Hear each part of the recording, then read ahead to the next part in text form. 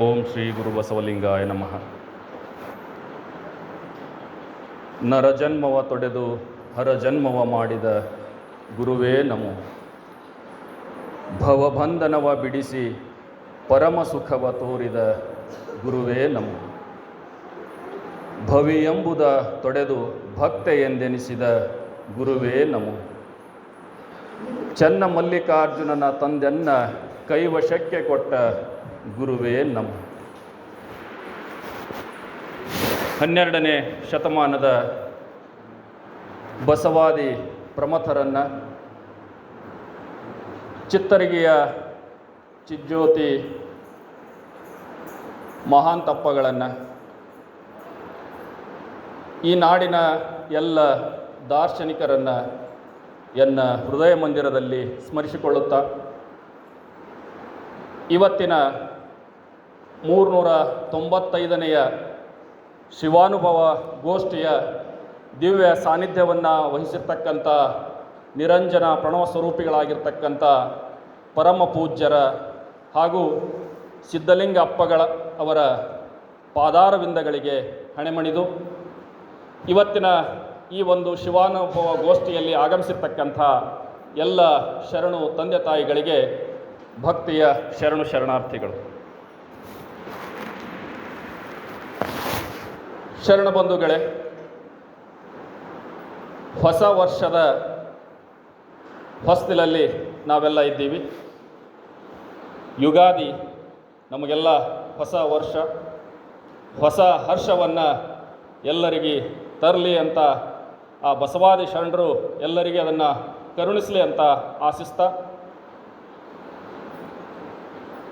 ಇವತ್ತಿನ ಒಂದು ಶಿವಾನುಭವ ಗೋಷ್ಠಿಯಲ್ಲಿ ನಾವು ನೀವೆಲ್ಲ ಇದ್ದೇವೆ. ನಿರೀಕ್ಷೆಗಿಂತ ಕಡಿಮೆ ಸಂಖ್ಯೆ ಶರಣರ ಸಂಖ್ಯೆ ಇಲ್ಲಿ ಸೇರಿದೆ. ಇರಲಿ, ಕೆಲವೊಂದು ಅನಿವಾರ್ಯತೆಗಳು, ಕೆಲವೊಂದು ನಮ್ಮ ಶಿಕ್ಷಕರಿಗೆ ಪರೀಕ್ಷಾ ಕರ್ತವ್ಯಗಳು, ಹಾಗೆ ಹೀಗೆ ಬೇರೆ ಬೇರೆ ಕರ್ತವ್ಯಗಳ ಮೇಲೆ ಸ್ವಲ್ಪ ಜನ ತೆರಳಿದ್ದಾರೆ. ಆದರೂ ಇಷ್ಟು ಜನ ಆದರೂ ಸೇರಿದ್ದೀವಲ್ಲ ಅನ್ನುವಂಥದ್ದು ಒಂದು ಸಂತೋಷದ ಸಂಗತಿ. ಈ ಶಿವಾನುಭವ ಗೋಷ್ಠಿಗಳು, ಈ ಸತ್ಸಂಗ ಅನ್ನುವಂಥದ್ದು, ಈ ಶರಣರ ಚಿಂತನೆಗಳನ್ನು ಮೆಲುಕು ಹಾಕುವಂಥದ್ದು ಏನಿದೆಯಲ್ಲ, ಇಂಥದ್ರಲ್ಲಿ ನಾವು ನೀವೆಲ್ಲ ಪಾಲ್ಗೊಂಡಿದ್ದೀವಲ್ಲ, ನಿಜವಾಗಿಯೂ ನಾವು ಧನ್ಯರು ಅಂತ ನಾನು ಭಾವಿಸ್ತೀನಿ.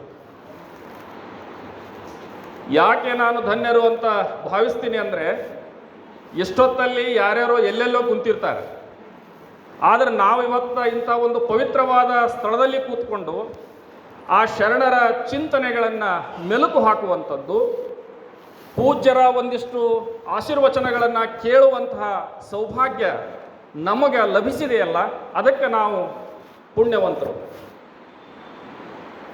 ವಿಶೇಷವಾಗಿ ನನಗೆ ಇವತ್ತು ಈ ಶಿವಾನುಭವ ಗೋಷ್ಠಿಯಲ್ಲಿ ಮಾತಾಡಲಿಕ್ಕೆ ಪೂಜ್ಯರ ಅವಕಾಶ ಕೊಟ್ಟಿದ್ದು ಸಹಿತ ನನ್ನ ಸುದೈವ ಅಂತಲೇ ನಾನು ಭಾವಿಸ್ಕೊತೀನಿ.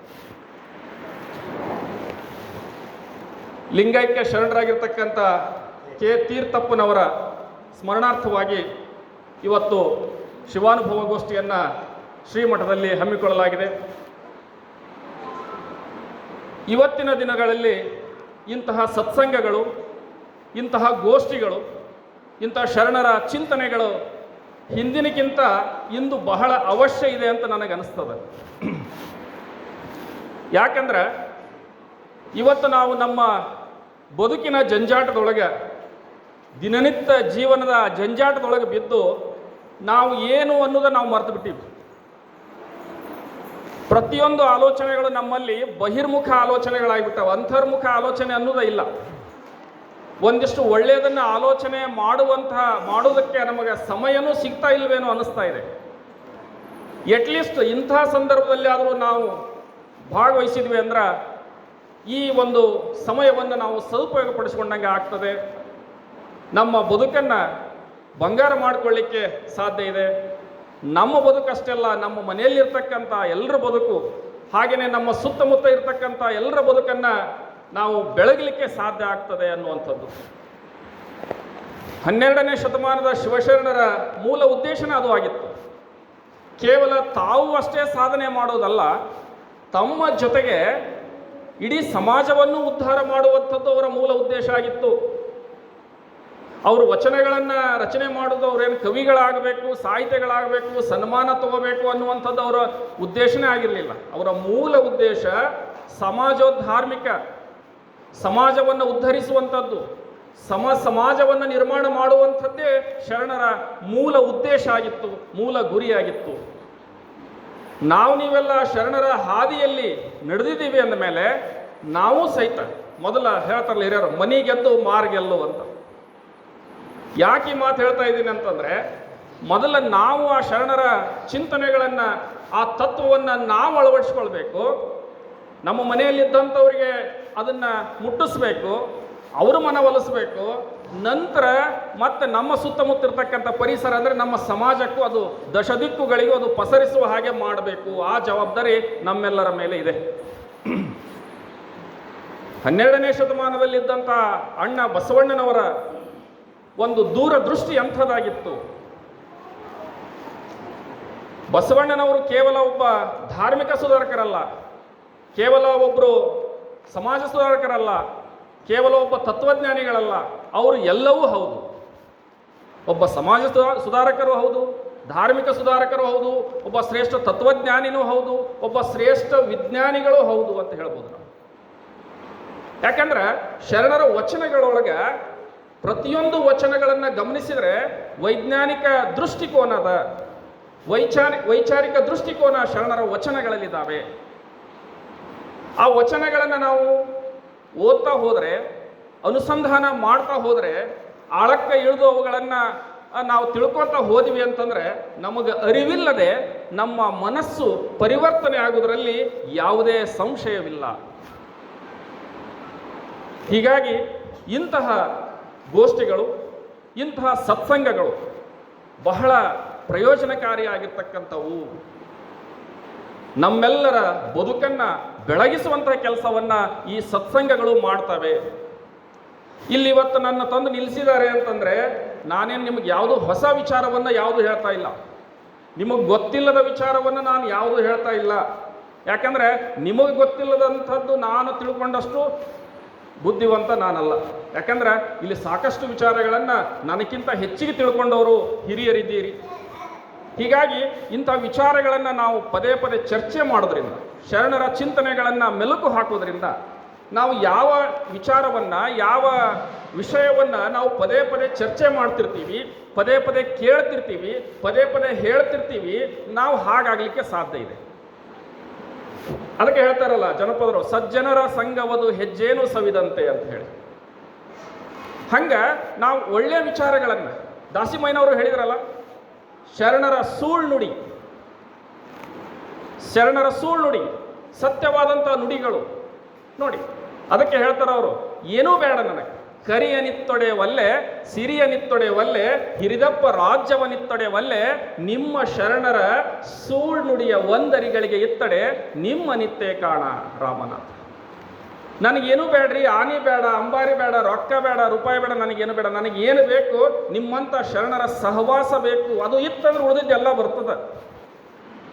ಆದರೆ ಇವತ್ತು ಏನಾಗ್ಯದ, ನಮಗೆ ಏನು ಬೇಕು ಅದನ್ನು ಬಿಟ್ಟಿವಿ, ಯಾವುದು ಬೇಡ ಅದ್ರ ಬೆನ್ನು ಹತ್ತಿರ್ತೀವಿ ನಾವು. ನಮ್ಮ ಬದುಕಿನ ಜಂಜಾಟದಲ್ಲಿ ನಾವು ಯಾವುದು ಹಿಡಿಬೇಕು ಅದನ್ನು ಬಿಟ್ಟಿವಿ, ಯಾವುದು ಅಷ್ಟು ಅವಶ್ಯ ಅಲ್ಲ ಅದರ ಬೆನ್ನು ಹತ್ತಿ ಬಿಟ್ಟಿವಿ. ನೋಡ್ರಿ, ನಾವು ಅಂದರೆ ನಾನು ಹಿಡ್ಕೊಂಡ, ನೀವು ಅಂದ್ರೂ ಸಹಿತ ನಾನು ಹಿಡ್ಕೊಂಡೆ. ನಾವೆಲ್ಲ ಹೆಂಗಾಗಿಬಿಟ್ಟಿವಿ ಅಂದ್ರೆ, ಎಷ್ಟೇ ಇದ್ರೂ ಬದುಕಿನಲ್ಲಿ ನೆಮ್ಮದಿ ಇಲ್ಲ. ಇವತ್ತಿನ ದಿವಸ ನಾವಿಷ್ಟೊಂದು ಮುಂದುವರೆದಿದ್ದೀವಿ, ವೈಜ್ಞಾನಿಕವಾಗಿ ಮುಂದುವರೆದೀವಿ, ಎಲ್ಲ ದೃಷ್ಟಿಯಿಂದ ಮುಂದುವರೆದೀವಿ. ಎಷ್ಟೊಂದು ಸಂಪತ್ತಿದ್ರೂ ನಮಗೇನಿಲ್ಲ, ನೆಮ್ಮದಿ ಸಿಗ್ತಾ ಇಲ್ಲ. ನಮಗೆ ನೆಮ್ಮದಿ ಬೇಕು, ಸುಖಮಯ ಜೀವನ ಬೇಕು. ಶರಣರ ಉದ್ದೇಶ ಅದೇ ಆಗಿತ್ತು. ಏನು ಅವ್ರಿಗೆ ಗೊತ್ತಿತ್ತು, 12ನೇ ಶತಮಾನಕ್ಕಿಂತ ಮುಂಚೆ ಎಂಥ ಪರಿಸ್ಥಿತಿ ಇತ್ತು. ಅದಕ್ಕೆ ಆ ಸಮಾಜವನ್ನು ಉದ್ಧರಿಸುವಂಥ ಕೆಲಸಕ್ಕೆ ಶರಣರು ಕಂಕಣಬದ್ಧರಾಗಿ ನಿಂತರು. ಅದಕ್ಕೆ ಇವತ್ತು ನಾನು ಶರಣರ ದೃಷ್ಟಿಯಲ್ಲಿ ದೇವರು ಮತ್ತು ಧರ್ಮ ಅನ್ನುವಂಥ ಒಂದು ವಿಷಯವನ್ನು ಇಟ್ಟುಕೊಂಡು ಒಂದು ಸ್ವಲ್ಪ ಹೊತ್ತು ಮಾತಾಡಬೇಕು ಅಂತ ಅಂದ್ಕೊಂಡಿದ್ದೆ. ಯಾಕಂದ್ರೆ ನನಗೆ ಯಾವುದೇ ನಿರ್ದಿಷ್ಟ ವಿಷಯ ಇದನ್ನೇ ಮಾತಾಡ್ರಿ ಅಂತ ಕೊಟ್ಟಿಲ್ಲ. ನನಗೆ ಒಂದಿಷ್ಟು ಮಾತಾಡ್ರಿ ಅಂದರು. ಏನು ಮಾತಾಡಬೇಕಂತ ಕೇಳಿದೆ ನಾನು. ಇಲ್ಲ ನೀವೇ ಯಾವುದರ ಒಂದು ಆಯ್ಕೆ ಮಾಡಿಕೊಡ್ರಿ ಅಂದರು. ಕಳೆದ ಒಂದು ಶಿವಾನುಭವ ಗೋಷ್ಠಿಯಲ್ಲಿ ಶರಣರ ವಚನಗಳಲ್ಲಿ ವೈಚಾರಿಕತೆ ಅಂತ ನಾನು ಮಾತಾಡಿದ್ದೆ. ಅದು 392ನೇ ಶಿವಾನುಭವ ಗೋಷ್ಠಿ ಇರಬೇಕು. ಈ ಸಲ ಒಂದಿಷ್ಟು ಶರಣರು ಕಂಡಂತೆ ದೇವರು ಮತ್ತು ಧರ್ಮ, ನಾವು ಹೆಂಗೆ ದೇವರು ಧರ್ಮ ಅಂತ ತಿಳ್ಕೊಂಡೀವಿ, ಶರಣರು ಹೆಂಗೆ ದೇವರು ಧರ್ಮ ಅಂತ ಅನ್ಕೊಂಡಿದ್ರು, ಯಾವುದನ್ನು ದೇವರು ಅನ್ಕೊಂಡಿದ್ರು, ಧರ್ಮ ಅಂದರೆ ಯಾವುದಂತ ಅನ್ಕೊಂಡಿದ್ರು, ನಮಗೂ ಶರಣರಿಗೂ ಎಷ್ಟು ವ್ಯತ್ಯಾಸ ಇದೆ. ನಾವು ಶರಣರ ಮಾರ್ಗದಲ್ಲಿ ನಡೀತಾ ಇದ್ದೀವಿ, ಆ ಶರಣ ಸಂಕುಲದ ವಾರಸುದಾರರು ನಾವು ಆಗಿದ್ದೀವಿ ಅಂದರೆ ನಾವು ಸಹಿತ ಶರಣರ ಹಾದಿಯಲ್ಲೇ ನಡಿಬೇಕಾಗ್ತದ. ಅವರು ಯಾವುದನ್ನ ದೇವರು ಅನ್ಕೊಂಡಿದ್ರು, ಯಾವುದನ್ನ ಧರ್ಮ ಅಂತ ಅನ್ಕೊಂಡಿದ್ರು, ಅದನ್ನು ನಾವು ಬೆನ್ನು ಹತ್ತಬೇಕಾಗ್ತದೆ. ಆ ಶರಣರ ತತ್ವಗಳನ್ನು ಗಟ್ಟಿಯಾಗಿ ಹಿಡಿಬೇಕಾಗ್ತದ, ಅದನ್ನು ಒಪ್ಕೊಳ್ಬೇಕಾಗ್ತದ, ಅದನ್ನು ನಾವೆಲ್ಲ ಒಪ್ಪಿಕೊಳ್ಬೇಕಾಗ್ತದೆ. ಎರಡೂ ದಂಡಿ ಮೇಲೆ ಕಾಲಿಟ್ರೆ ಯಾವುದೂ ದಂಡಿ ಮುಟ್ಲಿಕ್ಕೆ ಸಾಧ್ಯ ಇಲ್ಲ. 12ನೇ ಶತಮಾನ, ಅದಕ್ಕಿಂತ ಮುಂಚೆ ನಮ್ಮ ಸಮಾಜ ಹೆಂಗಾಗಿತ್ತು? ರೋಗಗ್ರಸ್ತ ಸಮಾಜ. ಈಗ ಒಬ್ಬ ರೋಗಿ ಒಬ್ಬ ವೈದ್ಯರ ಹತ್ರ ಹೋದಾಗ ಆ ವೈದ್ಯ ಏನು ಮಾಡ್ತಾರೆ, ಹೋದ ತಕ್ಷಣ ಔಷಧಿ ಬರೋದು ಕೊಡೋದಿಲ್ಲ ಅವರಿಗೆ. ಹೋದ ತಕ್ಷಣ ಕೇಳ್ತಾರೆ ಏನಾಗೈತಪ್ಪ, ಯಾಕೆ ಎಲ್ಲ ಕೇಳಿಬಿಟ್ಟು ಈ ರೋಗಕ್ಕೆ ಏನು ಕಾರಣ ಅಂತ ಮೊದಲ ಪತ್ತೆ ಹಚ್ಚೋ ಪ್ರಯತ್ನ ಮಾಡ್ತಾರೆ. ಅದಕ್ಕೆ ಕೆಲವೊಂದು ಟೆಸ್ಟ್ಗಳನ್ನು, ಇನ್ವೆಸ್ಟಿಗೇಷನ್ಸ್ ಮಾಡಿಸ್ತಾರೆ. ಅದನ್ನೆಲ್ಲ ನೋಡಿದ ಮೇಲೆ ಇವನಿಗೆ ಈ ಕಾಯಿಲೆ ಬರಲಿಕ್ಕೆ ಇಂತಿಂಥದ್ದು ಕಾರಣ ಇದೆ ಅಂಥೇಳಿ ನೆಕ್ಸ್ಟ್ ಏನು ಮಾಡ್ತಾರೆ, ಟ್ರೀಟ್ಮೆಂಟ್ ಶುರು ಮಾಡ್ತಾರೆ. ಹಾಗೆ ನಮ್ಮ ಶರಣರು ಏನು ಮಾಡಿದರು ಅಂತಂದರೆ, ಈ ಸಮಾಜಕ್ಕೆ ಅಂಟಿದ ರೋಗವನ್ನು ಕಳೆಯುವಂತಹ ಕೆಲಸ. ಈ ಸಮಾಜದಲ್ಲಿ ಇಷ್ಟೊಂದು ಮೂಢನಂಬಿಕೆ ಇದೆ, ಅಜ್ಞಾನ ಇದೆ, ಅಂಧಕಾರ ಇದೆ, ಅರ್ಥವಿಲ್ಲದ ಆಚರಣೆಗಳಿದ್ದಾವೆ. ಕೆಲವು ಜನರು ಮುಕ್ಕಾಲು ಭಾಗ ಜನರನ್ನ ಶೋಷಣೆ ಮಾಡ್ತಾ ಇದ್ದಾರೆ. ಇದಕ್ಕೆ ಏನು ಕಾರಣ ಇರಬಹುದು ಅಂತ ಇದಕ್ಕೆ ಕಾರಣವನ್ನು ಕಂಡುಕೊಂಡ್ರು ಮೊದಲೇ. ಈ ಸಮಾಜಕ್ಕೆ ಅಂಟಿದಂಥ ರೋಗಕ್ಕೆ, ಈ ಕಾಯಿಲೆಗೆ ಏನು ಕಾರಣ ಇರ್ಬೋದು ಅಂತ ಆ ಕಾರಣಗಳನ್ನು ಕಂಡುಕೊಂಡು ಇದಕ್ಕೆ ಏನು ಮಾಡಿದ್ರೆ ಸೂಕ್ತ ಅನ್ನುವಂಥದ್ದನ್ನು ಕಂಡುಕೊಂಡ್ರು. ಹೀಗಾಗಿನೇ ಬಸವಣ್ಣನವ್ರನ್ನ ನಾನು ಎಲ್ಲ ದೃಷ್ಟಿಯಿಂದ ಬಹುಮುಖ ಪ್ರತಿಭೆ ಬಸವಣ್ಣನವರು, ದೂರದೃಷ್ಟಿಕೋನ ಹೊಂದಿರತಕ್ಕಂಥ ಶ್ರೇಷ್ಠ ತತ್ವಜ್ಞಾನಿಗಳವರು. ಹೀಗಾಗಿ ಅವರ ಪ್ರಭಾವ ವಲಯಕ್ಕೆ ಬೇರೆ ಬೇರೆ ಕಡೆಯಿಂದ ಎಲ್ಲ ಶರಣರು ಬಂದು ವಿಶ್ವದಲ್ಲಿ ಮೊಟ್ಟ ಮೊದಲ ಒಂದು ಪಾರ್ಲಿಮೆಂಟನ್ನು ಕಲ್ಯಾಣದಲ್ಲಿ ಪ್ರತಿಷ್ಠಾಪನೆ ಮಾಡಿದರು ಅನ್ನುವಂಥದ್ದು ನಮಗೆಲ್ಲ ಗೊತ್ತಿರುವಂಥ ಸಂಗತಿ. ಅಂದಿನ ದಿನಮಾನಗಳಲ್ಲಿ ದೇವರ ಹೆಸರಿನೊಳಗೆ, ಧರ್ಮದ ಹೆಸರಿನೊಳಗೆ ಜನಸಾಮಾನ್ಯರನ್ನು ಶೋಷಣೆ ಮಾಡುವಂಥದ್ದು. ದೇವರು ಅನ್ನುವಂಥದ್ದು ಕೇವಲ ಕೆಲವು ಜನರ ಸ್ವತ್ತು ಆಗಿರುವಂಥದ್ದು. ಅವರ ಕಪಿಮುಷ್ಟಿಯಲ್ಲಿ ಆ ದೇವರು ಬಂಧಿಯಾಗಿ ಬಿಟ್ಟಿದ್ದ. ಅದಕ್ಕೆ ಬಸವಣ್ಣನವರಿಗೆ ಗೊತ್ತಾಯಿತು, ನಮ್ಮ ಶರಣರಿಗೆ ಗೊತ್ತಾಯಿತು, ಹಿಂಗ ಬಿಟ್ರೆ ಇದು ಇನ್ನೂ ಎಷ್ಟೋ ಸಾವಿರ ವರ್ಷಗಳ ಇದು ಶೋಷಣೆ ಮುಂದುವರಿತದ, ಇದಕ್ಕೆ ಒಂದು ಏನು ಹಾಕಬೇಕು, ಇದಕ್ಕೆ ನಿಯಂತ್ರಣ ಮಾಡಬೇಕು ಅಂದ್ಕೊಂಡು ಅವರು ಒಂದು ಶರಣ ಪಡೆಯನ್ನು ಕಟ್ಟಿಕೊಂಡ್ರು. ಆ ಶರಣ ಪಡೆಯ ಮೂಲಕ ಆ ಸಮಾಜವನ್ನು ಉದ್ಧರಿಸುವಂಥ ಕೆಲಸ ಮಾಡಲಿಕ್ಕೆ ಶುರು ಮಾಡಿದರು. ಮೊಟ್ಟ ಮೊದಲು ಮಾಡಿರೋ ಕೆಲಸ ಏನಂದರೆ, ಆ ಬಂಧೀಖಾನೆಯಲ್ಲಿ ಅವರ ಕಪಿಮುಷ್ಟಿಯಲ್ಲಿ ಇದ್ದಂಥ ಆ ದೇವರನ್ನು, ಆ ದೇವ್ರಿಗೆ ಉಸಿರಾಡಕ್ಕೆ ಬರಲಾರ್ದಂಗೆ ಗರ್ಭಗುಡಿಯಲ್ಲಿ ಇಟ್ಟಿದ್ರಲ್ಲ, ಆ ದೇವ್ರನ್ನ ಕಿತ್ಕೊಂಡು ಹೊರಗೆ ಬಂದರು. ಮೊದಲು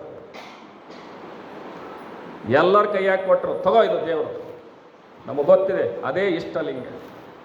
ನಾವು ಯಾವುದಾದ್ರೂ ಗುಡಿಗೆ ಹೋದ್ರೆ, ಗುಂಡಾರಕ್ಕೆ ಹೋದ್ರೆ ಇಷ್ಟೇ ಸಮಯ, ಇವಾಗ ಹೋಗಬೇಕು, ಇಷ್ಟ ಪೂಜೆ ಮಾಡಬೇಕು, ಬರಬೇಕನ್ನೋದಿರುತ್ತೆ. ಆದರೆ ಎಂಥ ದೇವ್ರನ್ನ ಕೊಟ್ಟರು ಅಂತಂದ್ರೆ ಶರಣರು, ಯಾವಾಗಾದ್ರೆ, ಎಷ್ಟಾದ್ರೆ, ಎಲ್ಲಾದರೂ ನೀವು ಪೂಜೆ ಮಾಡಬೇಕು ಅಂಥ ಒಂದು ದೇವ್ರನ್ನ ನಮ್ಮ ಕೈಗೆ ಕೊಟ್ಟರು.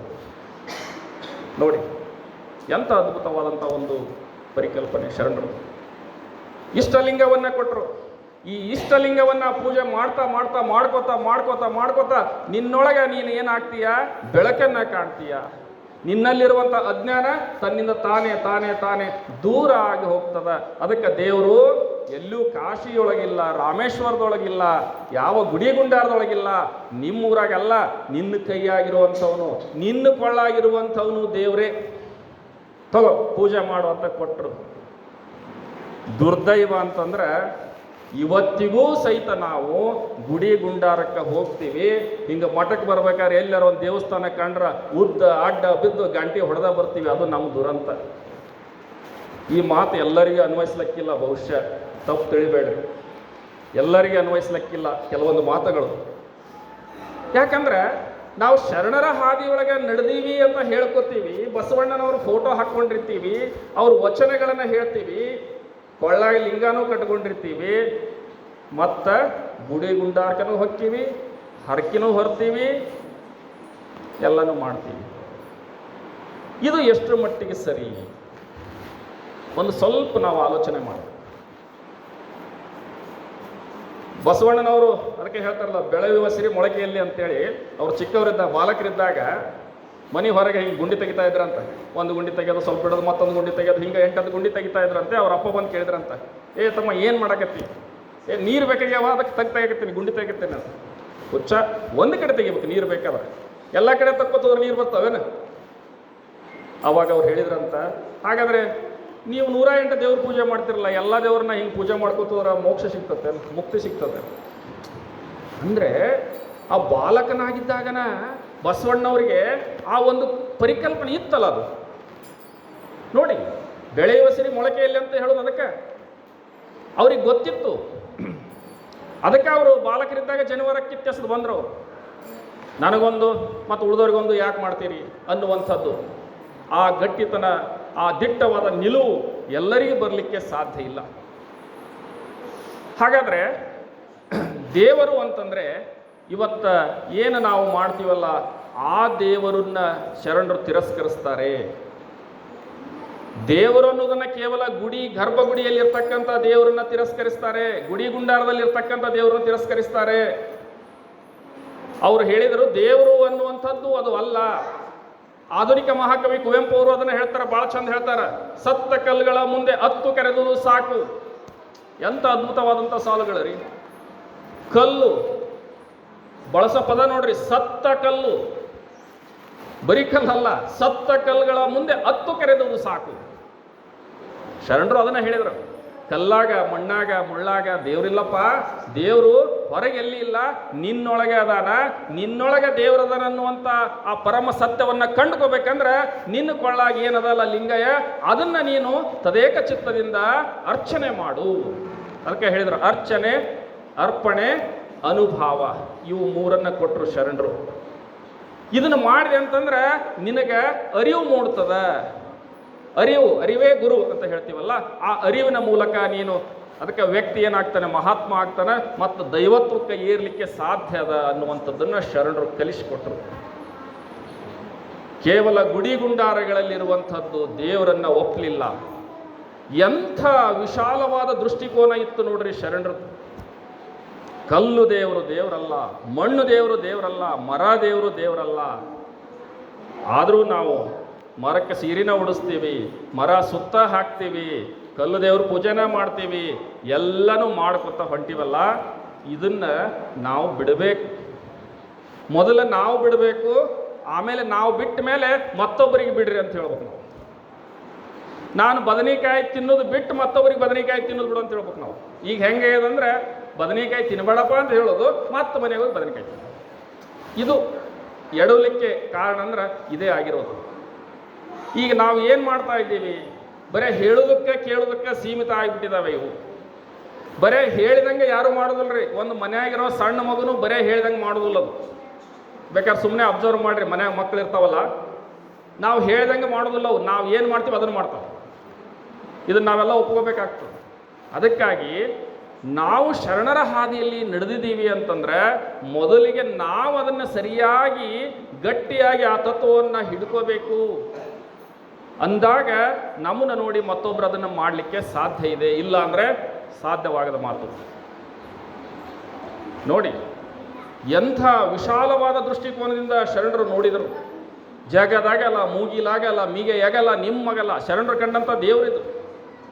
ದೇವರು ಅಂದ್ರೆ ಹೆಂಗಪ್ಪ, ಕೇವಲ ಗರ್ಭಗುಡಿಯಾಗಿದ್ದವಲ್ಲ, ಒಂದು ಕಲ್ಲಾಗಿಲ್ಲ. ಅವನು ಎಲ್ಲದನಂದ್ರೆ ಜಗತ್ತಿನಾದ್ಯಂತ, ಜಗದಾಗಲ್ಲ, ಮುಗಿಲಾಗಲ್ಲ, ಮಿಗೆಯಾಗಲ್ಲ, ನಿಮ್ಮಗಲ್ಲ. ಪಾತಾಳದಿಂದ ತತ್ತ ನಿಮ್ಮ ಶ್ರೀಚರಣ, ಬ್ರಹ್ಮಾಂಡದಿಂದ ತತ್ತ ನಿಮ್ಮ ಶ್ರೀಚರಣ, ಅಗಮ್ಯ ಅಗೋಚರ ಅಪ್ರತಿಮ ಲಿಂಗವೇ. ಅಂಥ ಲಿಂಗ ಎನ್ನ ಕರಸ್ಥಳಕ್ಕೆ ಬಂದು ಚುಳುಕಾದಿರಯ್ಯ. ಅಂಥದನ್ನು ನಮಗೆ ಕರುಣಿಸಿಕೊಟ್ಟರು ಬಸವಾದಿ ಶರಣರು. ಅದನ್ನು ಅವರು ದೇವರು ಅಂತಂದರು. ಆ ದೈವತ್ವವನ್ನು ಕಂಡುಕೊಳ್ಳುವಂಥ ಮಾರ್ಗವನ್ನು ಅವರು ತೋರಿಸಿಕೊಟ್ರು. ನಮ್ಮಲ್ಲಿರುವಂತಹ ಭಕ್ತಿ ಆ ಶಿವಶರಣರಲ್ಲಿರ್ತಕ್ಕಂಥ ಭಕ್ತಿಗೂ ಅಜಗಜಾಂತರ ವ್ಯತ್ಯಾಸ ಕಂಡು ಬರ್ತದೆ. ನಮ್ಮಲ್ಲಿರ್ತಕ್ಕಂಥ ಭಕ್ತಿ ಹೆಂಗಂದ್ರೆ ಭಯದ ಭಕ್ತಿ ಅದ. ನಾವು ಗುಡಿ ಗುಂಡಾರಕ್ಕೆ ಹೊಕ್ಕಿವಿ ಅಂದ್ರೆ ಒಂದು ತಟಗೆ ಏನಾರ ಮನಸ್ಸಿನಾಗ ಇಟ್ಕೊಂಡು ಹೊಕ್ಕಿವಿ, ನನಗೆ ಒಳ್ಳೇದಾಗಲಿ, ನನ್ನ ಕುಟುಂಬಕ್ಕೆ ಒಳ್ಳೇದಾಗಲಿ, ಒಂದಿಷ್ಟು ನನಗೇನಾರ ಸಂಪತ್ತು ಬರಲಿ, ಇಂಥದನ್ನು ಇಟ್ಟುಕೊಂಡು ನಾವು ಗುಡಿ ಗುಂಡಾರಕ್ಕೆ ಒಂದು ರೀತಿ ಹೆಂಗಂದ್ರೆ ಭಿಕ್ಷುಕರಂಗೆ ಹೋಗ್ತೀವಿ. ಯಾರೋ ಒಬ್ಬರು ಗುರುಗಳು ಮಾತಾಡೋದು ಕೇಳಿದೆ ನಾನು, ಭಾಳ ಚಂದ. ಅದು 100% ಸತ್ಯನೇ. ಗುಡಿ ಹೊರಗನೂ ಕೂತಿರ್ತಾರ ಭಿಕ್ಷೆ ಬೇಡಲಿಕ್ಕೆ. ಅವರು ₹1, ₹2, ₹5, ₹10 ಕೇಳ್ತಾರೆ. ನಾವು ಏನಪ್ಪ ಅಂದ್ರೆ ದೊಡ್ಡ ಭಿಕ್ಷುಕರು ಅಂತ ದೊಡ್ಡ ಕೇಳಕ್ಕೆ ಹೋಗಿರ್ತೀವಂತ. ಯಾಕಂದ್ರೆ 1000 ವರ್ಷಗಳ ಹಿಂದೆ ಶರಣರು ಸಾರಿ ಹೇಳಿದ್ರು, ದೇವರಲ್ಲಿಲ್ಲ, ಹೋಗಬೇಡ್ರಿ, ನಿಮ್ಮೊಳಗದನ ದೇವರು, ನಿಮ್ಮೊಳಗದನ ಅಂತ ಹೇಳಿದ್ರು. ನಮಗೆ ಇನ್ನೂ ಸಂಪೂರ್ಣ ಪ್ರಜ್ಞೆ, ಅರಿವು ನಮಗಿನ್ನೂ ಬರ್ತಾ ಇಲ್ಲಲ್ಲ, ಇದು ದುರಂತ ಅನ್ನಿಸ್ತದೆ. ಸಂಪೂರ್ಣ ಈ ಕಡೆ ನಾವು ಮನಸ್ಸು ಮಾಡಬೇಕಾಗ್ತದೆ, ಆದರೆ ಅದು ಇನ್ನೂ ಆಗ್ತಾ ಇಲ್ಲ, ಇನ್ನೂ ಆಗಬೇಕಾಗ್ತದೆ. ಅದಕ್ಕೆ ಅವರು ಹೇಳಿದರು, ದೇವರನ್ನ ಸೀಮಿತಗೊಳಿಸಲಿಲ್ಲ ಶರಣರು. ಎತ್ತೆತ್ತ ನೋಡಿದಡತ್ತತ್ತ ನೀನೇ ದೇವ. ಎಂಥ ವಿಶಾಲವಾದಂಥ ಒಂದು ಪರಿಕಲ್ಪನೆ ದೇವ್ರ ಬಗ್ಗೆ.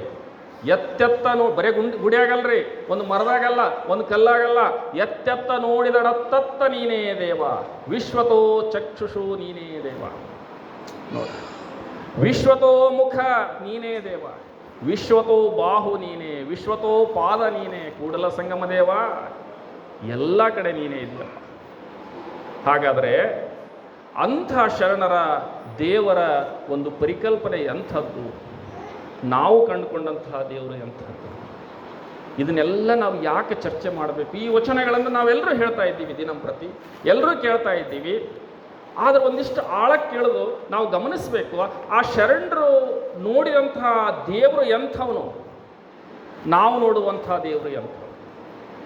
ನಾವು ಲಿಂಗಾಯತರು ಅಂತ ಹೇಳ್ಕೊತೀವಿ. ಲಿಂಗಾಯತರಲ್ಲಿ ಒಂದಿಷ್ಟು ಬೇರೆ ಬೇರೆ ವಿಧಗಳು. ಹೆಂಗಪ್ಪ ಅಂದರೆ ಹುಟ್ಟಿನಿಂದ ಲಿಂಗಾಯತರು ಮನೆಯಾಗ ಹುಟ್ಟಿದ್ರೆ ನಾವು ಲಿಂಗಾಯತರು. ಇನ್ನು ಸ್ವಲ್ಪ ಜನ ಕೊಳ್ಳ ಲಿಂಗ ಕಟ್ಟಿದ್ರು ಲಿಂಗಾಯತರು. ಹಾಗಾದರೆ ಹುಟ್ಟಿನಿಂದ ಬಂದವರು ಲಿಂಗಾಯತರು, ಕೊಳ್ಳಾಗ ಲಿಂಗ ಕಟ್ಟಿಬಿಟ್ರೆ ಲಿಂಗಾಯತರು, ಅಥವಾ ಇಬ್ಬರು ಲಿಂಗಾಯತರು? ಕೇವಲ ಹುಟ್ಟಿನಿಂದ ಬಂದ್ರೆ ಅವ್ರು ಲಿಂಗಾಯತರಲ್ಲ. ಕೇವಲ ಲಿಂಗ ಕಟ್ಕೊಂಡ್ಬಿಟ್ರೆ ಅವ್ರು ಲಿಂಗಾಯತರು ಆಗೋದಿಲ್ಲ. ಆ ಲಿಂಗವನ್ನು ಆಯತ ಮಾಡಿಕೊಂಡವು ಲಿಂಗಾಯತ ಸರಿ. ಆ ಲಿಂಗಯನನ್ನು ನಾವು ದಿನಂಪ್ರತಿ ಅರ್ಚನೆ ಮಾಡಿಕೊಳ್ಬೇಕಾಗ್ತದೆ, ತದೇಕ ಚಿತ್ತದಿಂದ ನೋಡಬೇಕಾಗ್ತದೆ. ಹಂಗೆ ನೋಡಿದಾಗ ನಮ್ಮ ಮನಸ್ಸು ಶುದ್ಧಿ ಆಗ್ತದೆ. ನಾವು ಏನು ಮಾಡಬೇಕು, ಏನು ಮಾಡಬಾರ್ದು ಅನ್ನುವಂಥ ಒಂದು ಅರಿವು ನಮಗೆ ಬರ್ತದೆ. ಆ ಲಿಂಗವನ್ನು ಆಯತ ಮಾಡಿಕೊಂಡು ದಿನಂಪ್ರತಿ ನಾವು ಅರ್ಚನೆ ಮಾಡಿದರೆ, ಹಂಗೆ ನಡ್ಕೊಂಡ್ರೆ, ಶರಣರ ಹಾದಿಯಲ್ಲಿ ಹೋದ್ವಿ ಅಂದ್ರೆ ನಾವು ನಿಜವಾಗಿಯೂ ಲಿಂಗಾಯತರಾಗಲಿಕ್ಕೆ ಸಾಧ್ಯ ಆಗ್ತದೆ. ಸುಮ್ಮನೆ ಲಿಂಗ ಕಟ್ಟಿಕೊಂಡ್ರೆ, ಅದನ್ನು ತೆಗೆದು ಗೂಟಕ್ಕೆ ಹಾಕಿದ್ರೆ ನಾವು ಲಿಂಗಾಯತರಾಗಲಿಕ್ಕೆ ಸಾಧ್ಯ ಇಲ್ಲ. ಇನ್ನು ಕೆಲವೊಬ್ಬರು ಹೆಂಗಂದ್ರೆ ಪೂಜೆ ಮಾಡ್ಕೊಳ್ಳೋದು, ಪೂಜೆ ಮುಗಿದ ಮೇಲೆ ಅಲ್ಲಿ ಗೂಟಕ್ಕೆ ಹಾಕಿಬಿಡೋದು, ಲಿಂಗಾಯತರಾಗಲಿಕ್ಕೆ ಸಾಧ್ಯ ಇಲ್ಲ. ಶರಣ ಬಂಧುಗಳೇ, ಅದಕ್ಕೆ ಶರಣರು ಕಂಡಂತೆ ದೇವರು ಎಂಥ ವಿಶಾಲವಾದ ದೃಷ್ಟಿಕೋನ ಇದೆ ಅನ್ನುವಂಥದ್ದನ್ನು ನಾವು ಅರ್ಥ ಮಾಡ್ಕೋಬೇಕಾಗ್ತದೆ. ಶರಣರು ಅವ್ರದ್ದು ಎಂಥ ಒಂದು ಭಕ್ತಿ ಅಂದ್ರೆ ನೇರವಾದಂಥ, ನಿಷ್ಠುರವಾದಂಥ ಭಕ್ತಿ ಅವ್ರದ್ದು, ಭಯದ ಭಕ್ತಿ ಅಲ್ಲ. ಅದಕ್ಕೆ ಕೇಳ್ತಾರಲ್ಲ ಅವರು, ದೇವರನ್ನ ಪ್ರಶ್ನಿಸ್ತಾರೆ, ನಾ ದೇವನಲ್ಲದೆ ನೀ ದೇವನೇ. ನಮಗನಿಸ್ತದ ಮೇಲ್ನೋಟಕ್ಕೆ, ನಾವು ಯಾವುದೋ ಒಂದು ವಚನ ಸುಮ್ಮನೆ ಮೇಲ್ನೋಟಕ್ಕೆ ನೋಡ್ಕೊಂಡು ಹೋಗಬಾರ್ದು.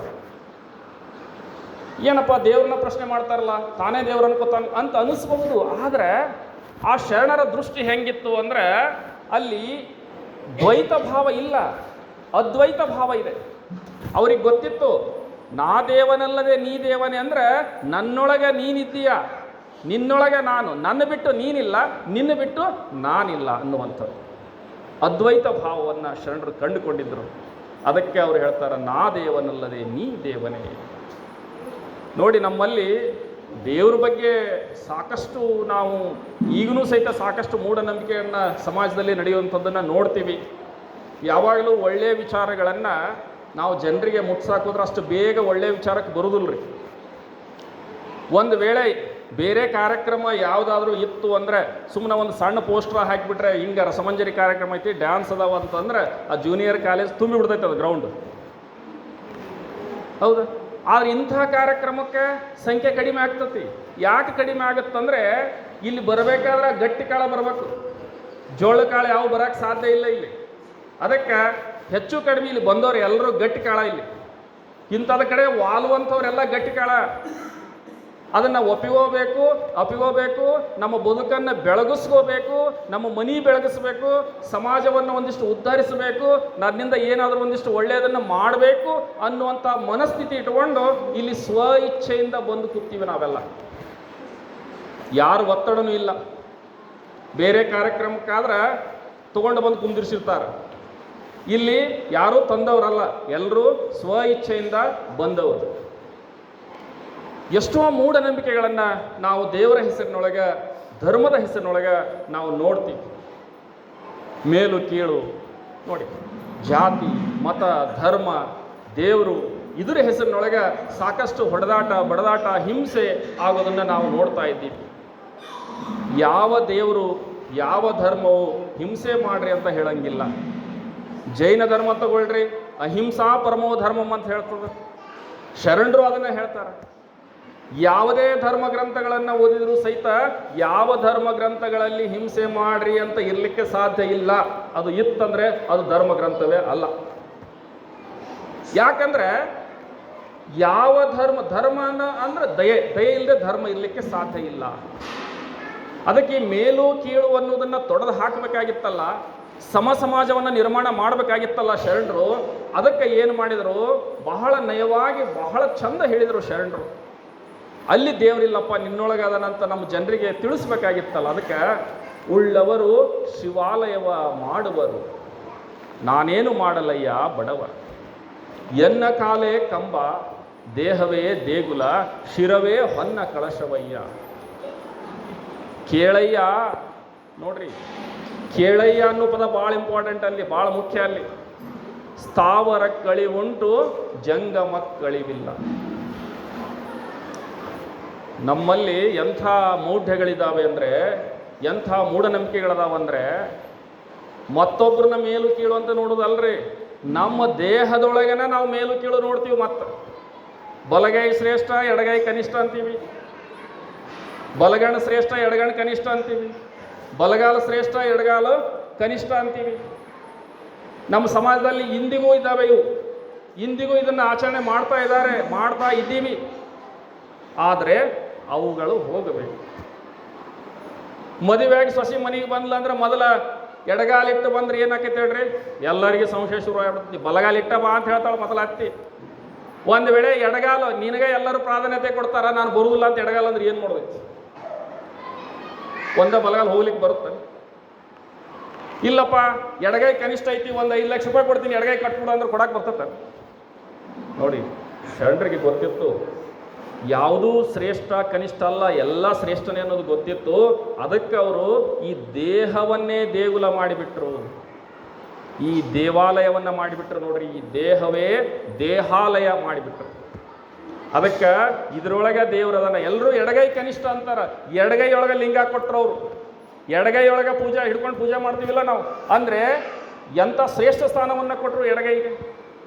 ಎಲ್ಲರೂ ಕನಿಷ್ಠ ಅನ್ನುವಂಥ ಕೈಗೆ ಅವರು ಆ ಲಿಂಗನ ಹಿಡಿದು, ಆ ದೇವರನ್ನ ಹಿಡಿದು ಪೂಜೆ ಮಾಡುವಂಥ ಒಂದು ಶ್ರೇಷ್ಠ ಸ್ಥಾನವನ್ನು ಕಲ್ಪಿಸಿಕೊಟ್ರಲ್ಲ. ಬರೇ ಲಿಂಗನ ಹಿಡಿದಷ್ಟೇ ಅಲ್ಲ, ಶರಣರ ಮೂಲ ಉದ್ದೇಶ ಏನಾಗಿತ್ತು ಅಂತಂದರೆ, ಸಮಾಜದಲ್ಲಿ ಯಾರನ್ನ ಕನಿಷ್ಠ ಅಂತ ಅಂದಿನ ಸಮಾಜ ನೋಡ್ತಿತ್ತೋ ಅವರನ್ನು ಉದ್ಧರಿಸುವಂಥ ಕೆಲಸವನ್ನು ಮಾಡುವುದೇ ಶರಣರ ಮೂಲ ಉದ್ದೇಶ ಆಗಿತ್ತು. ಅದಕ್ಕೆ ಈ ದೇಹವನ್ನೇ ದೇಗುಲವನ್ನಾಗಿ ಮಾಡಿದರು. ಕೇಳಯ್ಯ ಅಂತ ಹೇಳ್ತಾರೆ, ಲಕ್ಷ ಕೊಟ್ಟು ಕೇಳ್ರಿ. ಸ್ಥಾವರ ಕಳಿವುಂಟು, ಜಂಗಮ ಕಳಿವಿಲ್ಲ. ಬಹಳ ಅದ್ಭುತವಾದಂಥ ಶಬ್ದಗಳು ಸ್ಥಾವರ, ಜಂಗಮ ಅನ್ನುವಂಥದ್ದು. ಸ್ಥಾವರ ಅಂದರೆ ಅದು ಸ್ಟ್ಯಾಟಿಕ್, ಅಂದರೆ ಚಲನಶೀಲ ಅಲ್ಲದ್ದು, ನಿಂತಲ್ಲೇ ನಿಂದಿರುವಂಥದ್ದು. ಉದಾಹರಣೆಗೆ ಹೇಳ್ಬೇಕಂದ್ರೆ, ನೀರು ನಿಂತಲ್ಲೇ ನಿಂತಿತ್ತು ಅಂದ್ರೆ ಕೊಳತು ಹೊಲಸು ನಾರ್ತದೆ, ಅದು ಬಳಸಲಿಕ್ಕೆ ಯೋಗ್ಯ ಆಗೋದಿಲ್ಲ ನೀರು. ಅದೇ ಹರಿಯುವ ನೀರಿತ್ತಂದ್ರೆ ಏನಾಗ್ತದೆ ರೀ? ಕುಡಿಲಿಕ್ಕೆ ಯೋಗ್ಯ ಆಗ್ತದೆ, ಬಳಸಲಿಕ್ಕೆ ಯೋಗ್ಯ ಆದಂಥ ನೀರು ಆಗ್ತದೆ. ಹಂಗೆ ನಮ್ಮ ಒಂದು ಅಜ್ಞಾನದ ಅಂಧಕಾರದಿಂದ ಮೌಢ್ಯದಲ್ಲಿ ಮುಳುಗಿದಂಥ ಸಮಾಜ ನಿಂತ ನೀರಾಗಿತ್ತು. ಅದನ್ನು ಚಲನಶೀಲಗೊಳಿಸುವಂತಹ ಕೆಲಸ ಶರಣರು ಮಾಡಬೇಕಾಗಿತ್ತು. ಅಲ್ಲಿ ಅವರು ಪ್ರಯತ್ನವನ್ನು ಮಾಡಿದರು ಅನ್ನುವಂಥದ್ದು.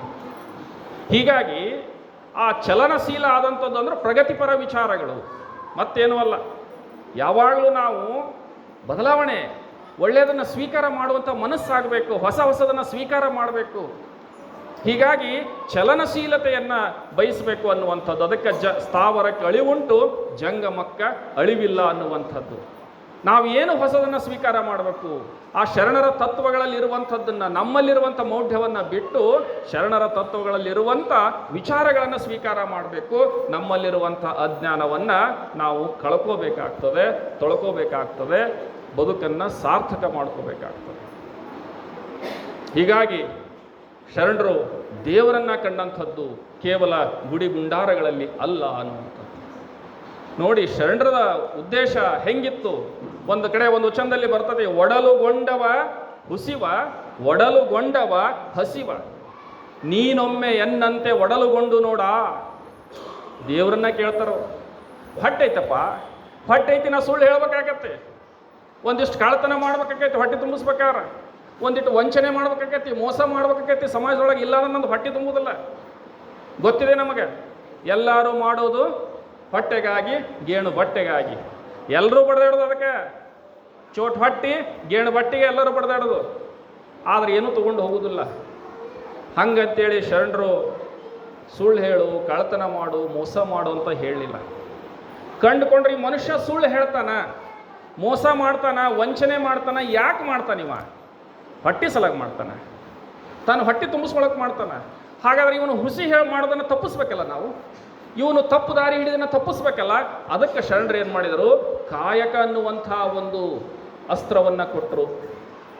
ಸತ್ಯಶುದ್ಧವಾದ ಕಾಯಕವನ್ನು ಮಾಡು. ನೋಡಿ, ಸತ್ಯಶುದ್ಧವಾದ ಕಾಯಕ, ನಿಷ್ಕಾಮ ಕಾಯಕ. ಆ ಸತ್ಯಶುದ್ಧವಾದ ಕಾಯಕದಿಂದ ನಿನಗೆ ಏನು ಬರ್ತದ ಅದನ್ನು ನಿನಗೆ ಎಷ್ಟು ಬೇಕು ಅಷ್ಟು ಇಟ್ಕೋ, ಉಳಿದಿದ್ದನ್ನು ಏನು ಮಾಡು? ದಾಸೋಹ. ದಾನ ಅನ್ಲಿಲ್ರಿ ಅವರು, ದಾಸೋಹ. ನೋಡಿ, ಅರ್ಪಣೆ ಮಾಡುವಂಥದ್ದು. ಅದಕ್ಕೆ ಕಾಯಕ ಅನ್ನುವಂಥದ್ದನ್ನು ಕೊಟ್ಟರು ಶರಣರು. ಆ ಕಾಯಕದ ಮೂಲಕ, ಕಾಯಕವೇ ಕೈಲಾಸ ಅಂತ ಹೇಳಿದರು. ದೇವರನ್ನು ಎಲ್ಲಿ ಕಂಡರು? ತಾವು ಮಾಡುವ ಕಾಯಕದಲ್ಲಿ ಕಂಡರು. ಗುಡಿ ಗುಂಡಾರಗಳಲ್ಲಿ ಕಾಣಲಿಲ್ಲ ಅವರು, ತಾವು ಮಾಡುವ ಕಾಯಕದೊಳಗೆ ದೇವರನ್ನ ಕಂಡರು ಶರಣರು. ಮತ್ತು ನಾವು ಶರಣರ ಹಾದಿಯಲ್ಲಿ ನಡೆದೇವಂದ ಮೇಲೆ ನಾವು ಮಾಡುವಂಥ ಕೆಲಸ, ನಮ್ಮ ಪಾಲಿನ ಕೆಲಸವನ್ನು ನಾವು ಏನು ಮಾಡಬೇಕು? ಸತ್ಯಶುದ್ಧವಾಗಿ ಮಾಡಬೇಕಾಗ್ತದೆ, ಪ್ರಾಮಾಣಿಕತೆಯಿಂದ ಮಾಡಬೇಕಾಗ್ತದೆ. ನಾವು ಮಾಡುವ ಕೆಲಸವನ್ನು ನಾವು ಗೌರವಿಸಬೇಕಾಗ್ತದೆ. ನೋಡಿ, ಕಾಯಕ ಬೇರೆ, ಕೆಲಸ ಬೇರೆ. ನಾವೆಲ್ಲ ಮಾಡೋದು ಕೆಲಸ. ಕಾಯಕ ಅಂತಂದರೆ ಏನೂ ಬಯಸದೆ ಮಾಡುವಂಥದ್ದು. ಹೇಳ್ತಾರಲ್ಲ ಗಾಂಧೀಜಿಯವರು, ಸೇವೆಯ ಪ್ರತಿಫಲ ಸೇವೆ ಅಷ್ಟೇ, ಅದಕ್ಕೇನು ತೊಗೊಳ್ಳೋದಿಲ್ಲ. ನಾವೇನಾರು ಪುಕ್ಷಟೆ ಕೆಲಸ ಮಾಡ್ತೀವಲ್ರಿ? ಇಲ್ಲ, ಪುಕ್ಷಟೆ ಮಾಡಲಿಕ್ಕೆ ಆಗೋದಿಲ್ಲ ನಾವು. ಯಾಕಂದ್ರೆ ನಮಗೂ ಹೊಟ್ಟೆ ಐತಿ, ಸಂಸಾರ ಐತಿ, ಜೀವನ ನಡೆಸಬೇಕು. ಆದರೂ ನಾವು ಮಾಡುವಂಥ ಕೆಲಸದೊಳಗೆ ಒಂದಿಷ್ಟು ಪ್ರಾಮಾಣಿಕತೆ ಬೇಕಲ್ಲ, ಒಂದಿಷ್ಟು ನಿಷ್ಠೆ ಬೇಕಲ್ಲ, ಸತ್ಯಶುದ್ಧವಾದ ಕಾಯಕ ಮಾಡಬೇಕಲ್ಲ. ಮತ್ತೊಬ್ಬರಿಗೆ ಮೋಸ, ವಂಚನೆ, ಮತ್ತೊಬ್ಬರಿಗೆ ಬೆನ್ನಿಗೆ ಚೂರಿ ಹಾಕುವಂಥದ್ದು ಮಾಡಬಾರ್ದಲ್ಲ. ಅದನ್ನು ಶರಣರು ಕಲಿಸಿಕೊಟ್ರು. ಸತ್ಯಶುದ್ಧವಾದ ಕಾಯಕವನ್ನು ಮಾಡು, ಎಷ್ಟಾದರೂ ಸಂಪಾದನೆ ಮಾಡು, ಏನೂ ತೊಂದರೆ ಇಲ್ಲ. ಭಕ್ತನ ಮನ ಹೆಣ್ಣಿನೊಳಗಾದರೆ ವಿವಾಹವಾಗಿ ಕೂಡುವುದು ಹೇಳಿಲ್ಲ ಸಿದ್ದರಾಮೇಶ್ವರರು. ಹೊನ್ನಿನೊಳಗಾದರೆ ದುಡಿದು ಸಂಪಾದನೆ ಮಾಡು, ಎಷ್ಟಾದರೂ ಸಂಪಾದನೆ ಮಾಡು. ಮನಿ ಕಟ್ಕೊಂತೀಯ, ಚಲೋ ಮನಿ ಕಟ್ಕೋ, ಕಾರ್ ತೊಗೊಂತೀಯ ತಗೋ, ದುಡಿದು ಸಂಪಾದನೆ ಮಾಡಪ್ಪ. ಮತ್ತೊಬ್ಬರಿಗೆ ಮೋಸ ಮಾಡಿ ನೀನು ಸಂಪಾದನೆ ಮಾಡಲಿಕ್ಕೆ ಹೋಗಬೇಡ ಅನ್ನುವಂಥ ಒಂದು ಕಾಯಕ ತತ್ವವನ್ನು ಕೊಟ್ಟರು. ಆ ಕಾಯಕದೊಳಗೆ ಶರಣರು ದೇವರನ್ನು ಕಂಡರು ಅನ್ನೋ ಇಂಥ ಶರಣರ ದೇವರ ಅದ್ಭುತವಾದಂತಹ ಪರಿಕಲ್ಪನೆ ನಾವು ಅರ್ಥ ಮಾಡ್ಕೋಬೇಕು. ನಮ್ಮ ದೃಷ್ಟಿಯೊಳಗೆ ದೇವರಂದ್ರೆ ಏನು, ಶರಣರ ದೃಷ್ಟಿಯೊಳಗೆ ಶರಣರು ಕಂಡಂತೆ ದೇವರಂದ್ರೆ ಏನು ಅನ್ನುವಂಥದ್ದು ನಾವು ಒಂದಿಷ್ಟು ಸಮಾಧಾನದಿಂದ ಆಲೋಚನೆ ಮಾಡಬೇಕಾಗ್ತದೆ. ಸುಮ್ಮನೆ ಕೇಳಿದ್ವಿ, ಎದ್ದು ಹೋದ್ವಿ, ನಾಳೆಗೆ ಮತ ನಮ್ದು ನಾವು ಮಾಡ್ಕೊತ ಕೂತೀವಿ ಅಂದ್ರೆ ನಮ್ಮದು ಟೈಮ್ ವೇಸ್ಟು, ನಿಮ್ಮದು ಟೈಮ್ ವೇಸ್ಟ್. ಅದಕ್ಕಾಗಿ ಶರಣ ಬಂಧುಗಳೇ, ನಾವೆಲ್ಲ ಇಂಥದ್ರಲ್ಲಿ ಪಾಲ್ಗೊಳ್ತೀವಿ ಅಂದರೆ ಹಂತ ಹಂತವಾಗಿ ನಾವು ಒಂದಿಷ್ಟು ಬದಲಾವಣೆಯನ್ನು ಬಯಸಬೇಕಾಗ್ತದೆ. ಚಲನಶೀಲತೆಯನ್ನು, ಪ್ರಗತಿಪರ ವಿಚಾರಗಳನ್ನು ನಾವು ಮೈಗೂಡಿಸ್ಕೊಳ್ಬೇಕಾಗ್ತದೆ. ನಮ್ಮ ಮಾತು ಕೇಳೋಂಥವರಿಗೆ ಒಂದಿಷ್ಟು ಅದನ್ನು ಮುಟ್ಟಿಸ್ಬೇಕಾಗ್ತದೆ, ಮನವೊಲಿಸ್ಬೇಕಾಗ್ತದೆ. ಯಾಕಂದ್ರೆ ಶರಣರ ಮೂಲ ಉದ್ದೇಶ ತಾವಷ್ಟೇ ಸಾಧಕರಾಗುವುದಲ್ಲ, ಸಮಾಜವನ್ನು ಉದ್ಧರಿಸುವಂಥ ಕೆಲಸ ಅವ್ರ ಉದ್ದೇಶ ಆಗಿತ್ತು. ಹೀಗಾಗಿ ನಾವು ನಮ್ಮಿಂದ ಎಷ್ಟು ಸಾಧ್ಯನೋ ಅಷ್ಟು ಕೆಲಸವನ್ನು ನಾವು ಮಾಡಲಿಕ್ಕೆ ಕಂಕಣಬದ್ಧರಾಗಬೇಕಾಗ್ತದೆ. ಹಾಗೆಯೇ ಧರ್ಮ ಅಂದರೆ ಏನು? ದೇವರು ಅಂದರೆ ಶರಣರ ದೃಷ್ಟಿಯೊಳಗೆ ಇಂಥ ಒಂದು ಅದ್ಭುತವಾದ ಪರಿಕಲ್ಪನೆ. ಹಾಗಾದರೆ ದೇವರು ಆಯಿತು, ಧರ್ಮ ಅಂದರೆ ಏನು? ಇವತ್ತು ಧರ್ಮ ಅನ್ನುವಂಥದ್ದು ಹೆಂಗಾಗಿಬಿಟ್ಟಿದೆ, ಅದು ಕುಲಗೆಟ್ಟು ಹೋಗಿಬಿಟ್ಟಿದೆ. ಧರ್ಮ ಅನ್ನುವಂಥದ್ದೇ ಧರ್ಮ ಅಂದರೆ ಏನಪ್ಪ? ಅದು ಒಂದು ಧರ್ಮ, ಇದು ಒಂದು ಧರ್ಮ, ಅದು ಮೇಲ್ ಧರ್ಮ, ಇದು ಕೀಳು ಧರ್ಮ, ಅದು ಧರ್ಮ ಯಾವುದೋ, ಜಾತಿ ಯಾವುದೋ, ಎಲ್ಲ ಹದಗೆಟ್ಟು ಬರೀ ಹೊಡೆದಾಟ ಬಡದಾಟ. ಅಲ್ಲಿ ಬಾಂಬ್ ಸಿಡಿತು, ಇಲ್ಲಿ ಬಾಂಬ್ ಸಿಡಿತು, ಬರೀ ಅಲ್ಲಿ ಹಿಂಸಾಚಾರ, ಇಲ್ಲಿ ಹಿಂಸಾಚಾರ. ಧರ್ಮ ಅಂದ ತಕ್ಷಣ ಟಿ ವಿ ಆನ್ ಮಾಡಿದರೆ ಅದೇ ಬರ್ತದೆ, ಪೇಪರ್ನಲ್ಲಿ ಅದೇ ಬರ್ತದೆ. ಹಾಗಾದರೆ ನಾವು ನೀವು ಕಂಡಂತೆ ಧರ್ಮ ಇದು ಆದರೆ, ಶರಣರು ಕಂಡಂತೆ ಧರ್ಮ ಎಂಥದ್ದಿತ್ತು? ಧರ್ಮ ಅಂದರೆ ಶರಣರು ಒಂದ ಮಾತು ಹೇಳಿಬಿಟ್ರು, ದಯವಿಲ್ಲದ ಧರ್ಮವದಾವುದಯ್ಯ. ದಯವೇ ಬೇಕು ಸಕಲ ಪ್ರಾಣಿಗಳೆಲ್ಲರಲ್ಲಿ, ದಯವೇ ಧರ್ಮದ ಮೂಲವಯ್ಯ.